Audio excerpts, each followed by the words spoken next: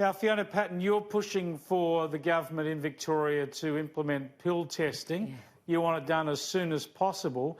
What evidence is there from anywhere that this will actually save lives rather than put more lives at risk? Look, there's decades of evidence. Pill checking or drug checking has been undertaken for probably 20, close to 30 years in many European jurisdictions. It's been a regular in New Zealand, and recently, over the last 2 years, we've seen a pill testing pilot being undertaken in Canberra. Yeah, we know pills can be tested, but what evidence is there that it actually saves lives? Because, of course, no pill can be given a clean bill of health. No pill of these kinds is guaranteed to be safe, and you have to worry that by providing the testing, it just removes a barrier for people not to take pills. I think what we saw just close to home in what we saw in the ACT, that some of the substances that were tested were actually very, very dangerous, and they would have killed someone. In the most recent testing, they found a substance that was very dangerous, and in fact, the person who brought it in had friends who had already taken the substance. So he was able to actually get his friends into the medical tent for treatment. So there are two very clear areas where this has probably saved someone's life. I think, and I'm pleased that probably not a lot of young people are watching us right now, but what I think is important is that this is a drug counselling. We certainly have the machine that goes ping, but the main important thing is that we provide some very good drug education to young people who are about to risk their lives taking substances. And we can look at minimising the harm and minimising the risk. But this is the problem this is the problem that a lot of people, and I've got to say even I have with this, that instead of drug counselling saying, no, don't take these pills, they're dangerous and their effect upon you can be unpredictable, they're saying, look, these pills are dangerous, but we'll check these ones and they're okay. Go ahead, knock yourselves out.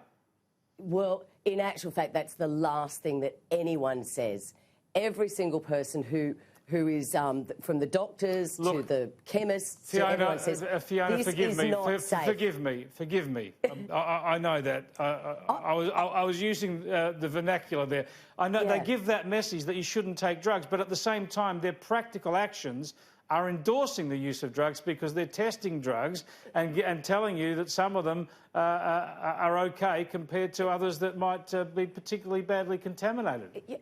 At no point do they say that these drugs are okay. At no point is that said. But the whole process tells you that some drugs are okay. The whole idea that you're testing some drugs to weed out the bad ones, by implication, says the other ones are okay. No, they're not weeded out. The substance is tested, and then the person is given a counselling session about what that test found about that substance. There's also then education, there's conversations going on with that person saying, you know the effect of this. Are you on any other medication? Have you been drinking alcohol today? Do you know it's 35 degrees out there? Do you realise the effect that this substance may have on you, this substance may have on your health? And we know from the studies just in the ACT that over 30% of people who went through that process altered their behaviour. They either didn't take the substance, in fact, it's actually more than that, it's probably closer to 50, didn't take the substance, took less of it, or were far more cautious about what they might have mixed it with, be it alcohol. These are kids who have come to a festival with drugs in their pocket. They are going to take them. So we could just say nothing to them. And we have seen the effect of that. We have seen people actually die at these festivals from substances that they have consumed. So if we could stop one death through this counselling, I think it's worth it. Yeah, and look, I don't think anybody would disagree about the outcome. If we could guarantee that it was going to prevent deaths, then everybody would support it. But it's a very indefinable process, isn't it? And people are worried. While they might agree with your intentions, they're worried that it sends out a signal that legitimises this use of drugs, and therefore you can have more people taking drugs and therefore end up with more deaths. Look, I think the beauty of this, as I say, is that you know, we are bringing young people in to have a conversation with a doctor and health professionals about their drug use. What happens when a young person who has their drugs tested and then goes ahead into the event ends up dying from those pills? Who wears the blame then? That would be an absolute terrible tragedy. But as I say, but no you can't one rule says that out. to that. You can't rule out that people would have their pills tested, then go into the event, have the pills vetted as pure, then go into the event and have a reaction to that pill that kills them. Where are you standing then? That would be, as I said, that would be an absolute tragedy if that was to happen.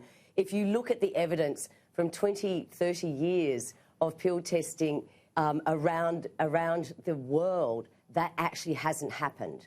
But that is not to say that is a risk, and that is the risk that those people have drilled into them. Because at the moment, they're not getting any information. They have a doctor saying, this is risky behaviour.